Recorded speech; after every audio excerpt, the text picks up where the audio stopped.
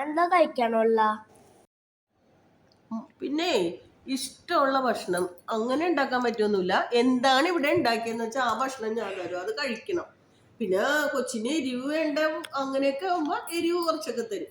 ചാച്ചനും അമ്മക്കും മെഴ്സിയമ്മക്കും ഒക്കെ ഉണ്ടാക്കുന്ന ഭക്ഷണം എന്താണെന്ന് വെച്ചാൽ അത് കൊച്ചു കഴിക്കും. എരിവ് മാത്രം കുറക്കും കൊച്ചിന്. അതാണ് ഇവിടെ ഞങ്ങൾ ചെയ്യണം.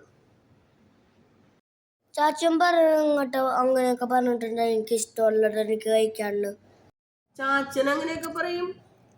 അത് അവിടെ ചാച്ചൻ പറഞ്ഞിട്ട് അവിടെ ഇരുന്നാൽ മതി. എൻ്റെ അടുത്ത് ആ പണിയൊന്നും നടക്കൂല മോനെ. ഏത് ഭക്ഷണമാണെങ്കിലും കഴിക്കണം. ചാച്ചനും നിന്റെ അമ്മയൊക്കെ ഇല്ലേ, എല്ലാ ഭക്ഷണമൊക്കെ കഴിക്കും. എൻ്റെ ചാച്ചനില്ലേ, നിന്റെ അമ്മ എൻ്റെ വീട്ടിൽ വന്നതിന് ശേഷം തണുത്ത ഭക്ഷണമൊക്കെ ആണെങ്കിലും അവള് കഴിച്ചോളൂ കേട്ടോ. അവൾക്ക് അതിൽ ബുദ്ധിമുട്ടൊന്നും ഇല്ലായിരുന്നു, അവള് കഴിക്കുമായിരുന്നു. നിനക്ക് മാത്രം എന്താണ് ഒരു പ്രത്യേകത?